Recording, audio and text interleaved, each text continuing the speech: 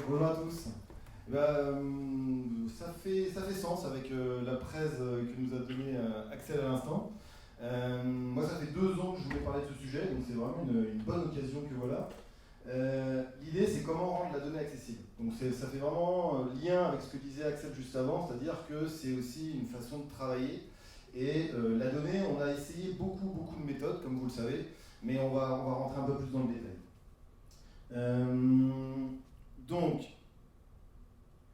la donnée et le rapport avec les équipes produits.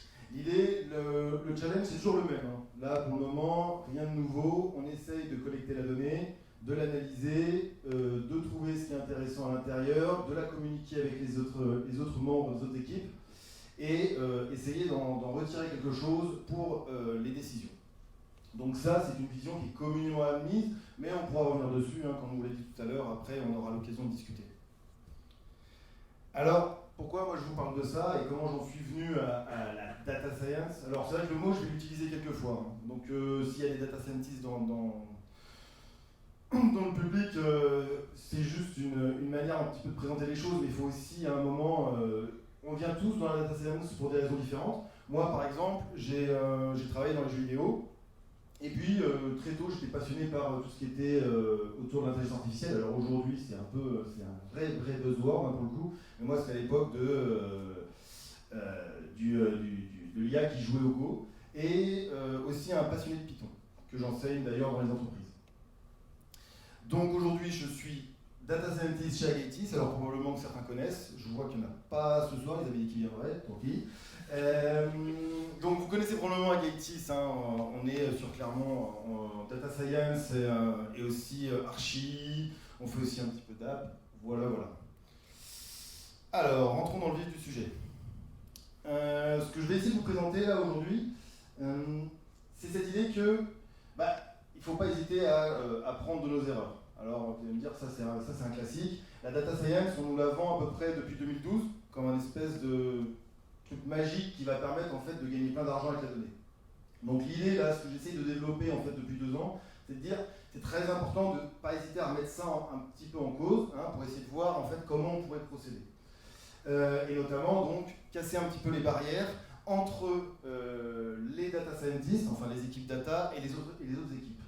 C'est un petit peu le même raisonnement que ce qu'on avait au début de l'IT. Vous savez, vous vous souvenez, il y avait les gars qui étaient là dans leur salle en train de faire en fait des programmes informatiques et puis il y avait les autres équipes métiers et puis on échangeait assez peu. Maintenant ça, on voit bien que ça a quand même beaucoup changé. Et bien pour la data, c'est encore un petit peu resté. Et enfin, la solution magique, ça relie un petit peu ce que disait Axel à l'instant, c'est cette idée qu'on va utiliser un dashboard. Donc c'est le mot que je vais utiliser tout le temps, mais c'est un peu plus compliqué qu'un dashboard. Ça peut être interactif, ça peut être une application. On va utiliser en fait une app, disons-le, pour que le data scientist et donc la donnée puisse être communiquée et être échangée avec les autres équipes. Alors, petit rappel. Un data scientist, à l'origine, c'est un peu ça, ce que je vous disais juste avant. C'est-à-dire, en fait, on lui donne de la donnée brute, et puis il va la manger, il va faire ce qu'il a à faire, et puis après, peut-être qu'il y a quelque chose qui va sortir, parce qu'on se dit que la donnée, elle a quelque chose à nous offrir de toute façon. Elle est là, on la produit, on ne va pas la gâcher. J'aime bien le truc, c'est 2003 le machin. Donc c'était avant que le titre du Time dise que le métier de data scientist, c'est le métier du siècle, hein, puisque c'était en 2012. Et donc, celle-là je l'aime beaucoup, sur un écran géant ça va bien. Alors voilà en fait le genre de choses qu'on peut faire.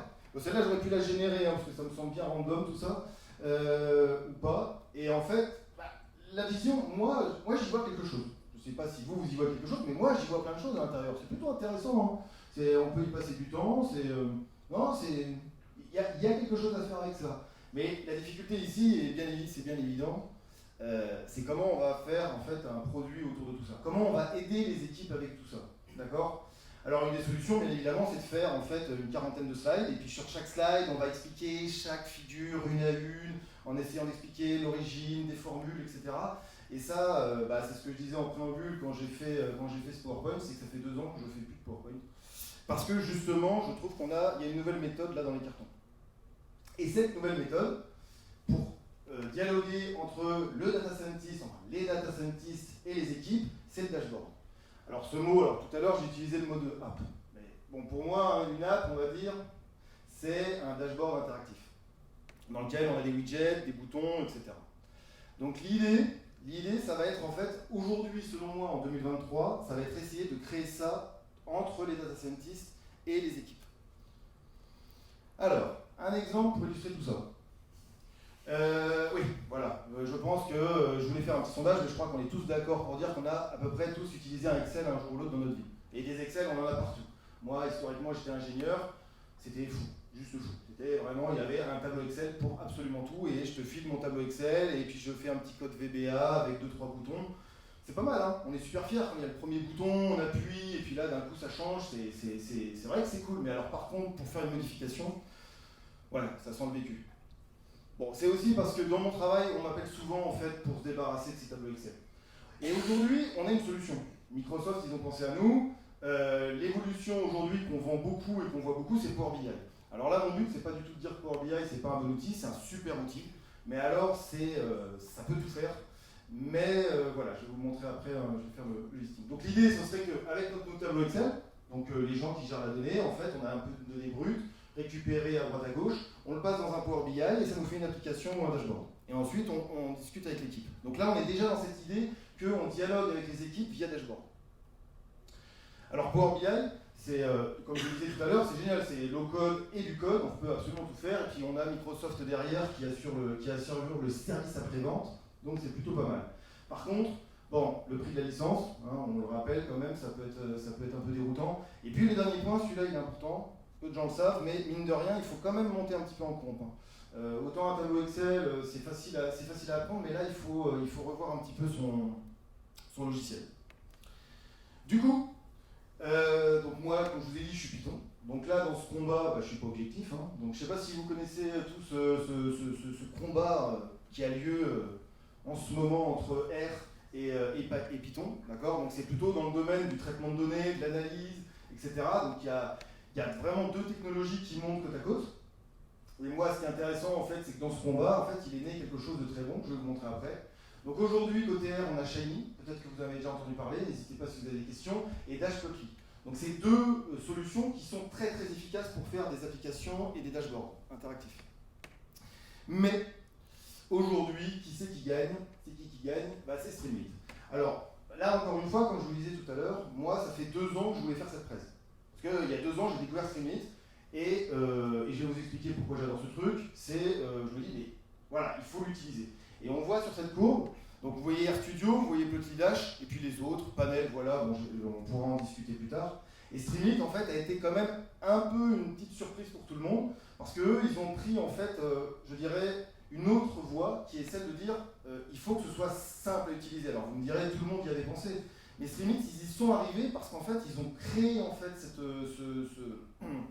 ce framework avec les data scientists. Et du coup, à force de l'utiliser avec d'autres équipes, on s'est rendu compte que ça marchait quand même pas trop mal. Donc, au final, Streamlit, c'est quoi pour moi? Les gros avantages. Et donc ça, je le vois au quotidien. Avec mes clients, ils viennent avec un tableau Excel, ils viennent avec du VBA. Moi, j'utilise Streamlit, un peu de poudre de perlimpinpin, magie, tout le monde est heureux. Parce qu'il n'y a plus de PowerPoint, d'accord? Plus de figures sur un slide. Là, on a une application pour communiquer entre les équipes et data science. C'est-à-dire que le premier jour, on ne parle pas en fait on n'a pas une deadline, c'est vraiment jour 1, 10 lignes de code, on a une application qui est faite. Python Connect, alors ce que j'ai voulu dire avec mon anglais à moi, c'est que derrière il y a la philosophie Python, qu'il n'y a pas en fait dans les autres technologies, je trouve. La communauté, bon, ça c'est vraiment un classique pour qu'un truc fonctionne.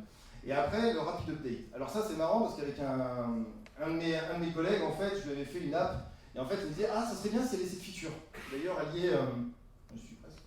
Et cette feature, ça serait pas mal, c'était d'avoir des tableaux interactifs. Il ne l'avait pas forcément mis parce qu'on parle de tableau Excel, mais il ne faut pas non plus reproduire Excel dans une app. C'est pas le but, parce que sinon là c'est un peu trop. Mais ça aurait été bien d'avoir un tableau interactif. Et j'avais utilisé un truc, peut-être que certains connaissent, Agrid. C'est un truc qu'on utilise beaucoup en fait dans des applications web. Et en fait, un mois plus tard, on avait le widget en fait dans Streamlit pour manipuler des tableaux directement, changer les valeurs en temps réel. Et bien évidemment, le dernier point, et celui-là c'est le plus important pour moi. Pour moi, en fait, quand j'ai utilisé Streamlit, ce qui m'a beaucoup marqué, c'est cette impression en fait que je suis en train de coder un jeu vidéo. C'est-à-dire qu'en fait, à la fin, il faut que les équipes s'amusent à l'utiliser. S'ils ne s'amusent pas, s'ils ne comprennent pas, s'il y a trop de choses, eh ben ça ne marche pas. C'est comme un jeu vidéo. Vous vous rappelez cette phrase en fait, qu'on disait déjà en 2010, on a quelques minutes pour convaincre. Et ben c'est pareil avec cette solution. Et le point négatif, c'est le seul, mais bon, celui-là, d'ailleurs, je ne sais pas si c'est la bonne trad. C'est l'idée, c'est qu'on est sur l'open source, on est sur du Python, donc il faut savoir que les choses, parfois, ça ne va pas fonctionner. On ne saura pas trop à qui poser la question si ça ne marche pas. Et voilà. Ah, j'étais pas mal. Ouais, parce qu'on a un jeu entre nous, il fallait finir en moins de 10 minutes. Donc n'hésitez pas si vous avez des questions, hein, parce que sinon c'est compliqué. Super, merci beaucoup Bertrand pour ta présentation. Donc straight to the point, super. Est-ce que vous avez des questions? On a une question ici, mais voilà, le chemin est court pour la question. Est-ce que, quand tu m'as montré Streamlit, j'ai trouvé ça passionnant pour une courbe, un dashboard. Est-ce que tu peux faire façon PowerPoint, enchaîner, passer 4, 5 applications Streamlit, les enchaîner facilement? C'est-à-dire les enchaîner, tu veux dire les coder quand tu fais ta présentation et que tu fais ton échange avec ton client, en fait, il envoie un, puis il envoie deux, puis il envoie trois, et chacune, c'est une application avec toute l'interaction que tu proposes. Alors, on pourrait, mais généralement, en fait, je fais une application dans laquelle il va avoir plusieurs menus à l'intérieur.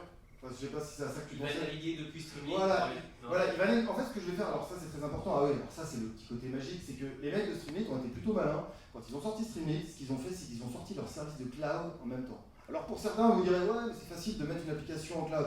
Ouais, mais là, c'est un clic et hop, vous avez une URL, vous pouvez le mettre en mode private, vous pouvez en fait le sécuriser via adresse mail, et à votre client, il reçoit juste une URL. C'est-à-dire que quand on échange dans nos mails, il n'y a pas de pièce jointe. C'est une URL, je dis, c'est bon, c'est up to date, regarde donc l'application, maintenant la figure que tu m'as demandé, elle est dessus. Et elle est interactive. C'est à peu près ça que tu voulais savoir? Oui, bonsoir.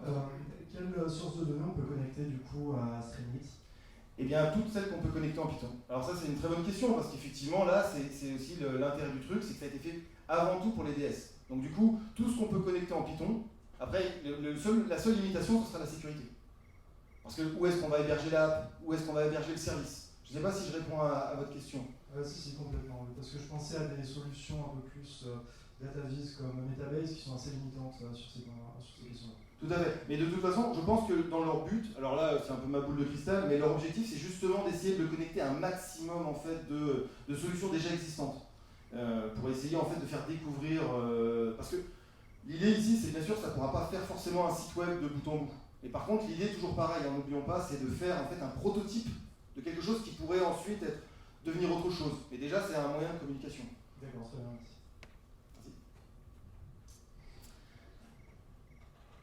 Bien, mais si on a épuisé les questions pour le moment, on aura d'autres pour la fin. On va remercier Bertrand. Merci beaucoup. Merci.